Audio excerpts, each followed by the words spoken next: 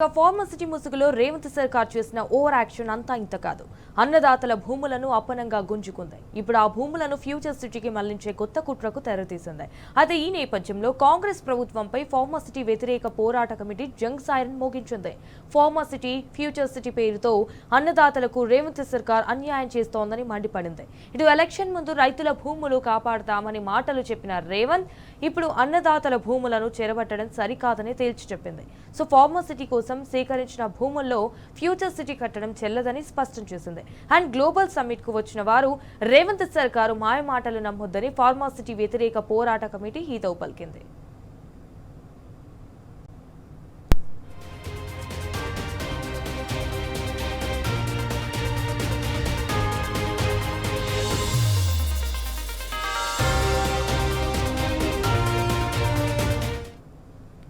Right, ఇక ఇదే విషయానికి సంబంధించి మరిన్ని డీటెయిల్స్ మా ప్రతినిధి మహేష్ ఫోన్ ఇన్ ద్వారా అందిస్తారు. రైట్ మహేష్, చెప్పండి, ఇటు ఫార్మసిటీకి సంబంధించిన అప్డేట్స్ ఏంటి? అంజనా, రంగారెడ్డి జిల్లాలో ఫ్యూచర్ సిటీ పేరుతో మీర్ఖాన్పేటలో జరుగుతున్న తెలంగాణ రైజింగ్ గ్లోబల్ సమిట్ పై ఫార్మాసిటీ వ్యతిరేక పోరాట కమిటీ రైతులు మండిపడుతున్నారు.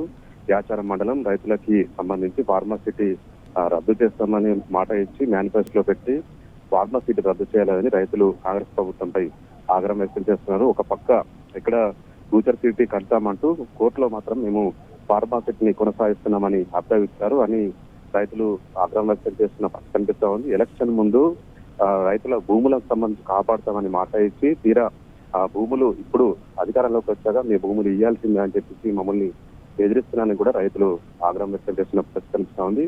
చట్ట ప్రకారం ఇక్కడ వేరే ప్రాజెక్ట్ కట్టాలంటే ఇప్పుడున్న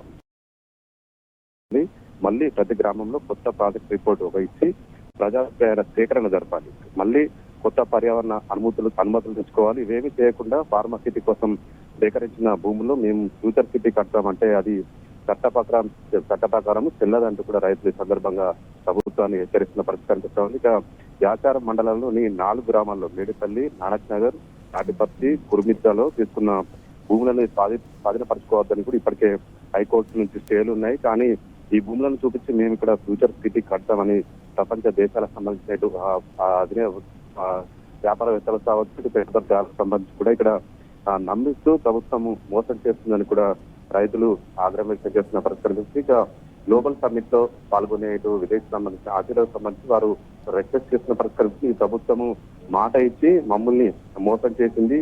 రోజు ప్రజాపాలన పేరుతో ప్రజాపాలన చేస్తున్నారు, ప్రగల్భాలు పలుకుతున్నారు. వీళ్ళని నమ్మి మీరు ఇక్కడ పెట్టుబడులు పెడితే మీరు కూడా మాలాగానే మోసపోతారంటూ ఫార్మాసిటీ వ్యతిరేక పోరాట కమిటీ సభ్యులు ఇటు విదేశం నుంచి వచ్చిన అతిథులకు సంబంధించి కూడా ఒక మెసేజ్ ఇచ్చిన పరిస్థితి కనిపిస్తోంది. మొత్తం కొత్తగా చూసినట్టే ఎన్నికలకు ముందు తమ మేనిఫెస్టోలో ఫార్మసిటీ తాము అధికారంలోకి వస్తేనే ఇక్కడ ఫార్మసిటీ రద్దు చేస్తామని చెప్పారు. గ్రామాల్లో రైతులతో పాటు వారికి ఒక భరోసా ఇచ్చారు. కానీ అధికారం చేపట్టినాక మాత్రం ఇప్పుడు ఒక భయభ్రాంతులకు గురి చేస్తున్నారు. వారిని రైతుల భూములకు సంబంధించి బలవంతంగా లాక్కుంటున్నారు. వారికి సంబంధించి ఇలాంటి వ్యవసాయం సంబంధించిన పనులు చేస్తున్నారు. వారి ఆ ధాన్యం కావచ్చు, ఇతర సంబంధించిన పంటలు కొనుక్కోకుండా వారిని ఇబ్బందులు పెడుతున్నారు. రైతులకు సంబంధించిన భూములలో సర్వే నిర్వహిస్తున్నారు, ఫెన్సింగ్ ఏర్పాటు చేస్తున్నారు, పోలీసులను పెట్టి బలవంతంగా ఇబ్బందులకు గురి చేస్తున్నారు. దీంతో రైతులు కూడా తీవ్రంగా మండిపడుతున్న పరిస్థితి కనిపిస్తా ఉంది.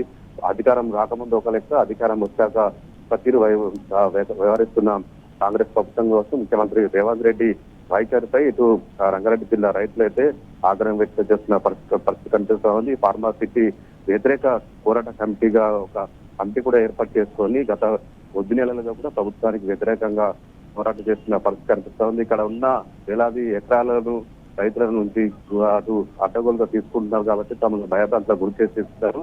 పెట్టుబడిదారులు ఎవరు కూడా ఇక్కడ పెట్టుబడులు పెట్టి తమలాగా మోసపోవద్దని కూడా ఈ సందర్భంగా గుర్తు చేస్తున్నారు. All right Mahesh, thank you for the updates.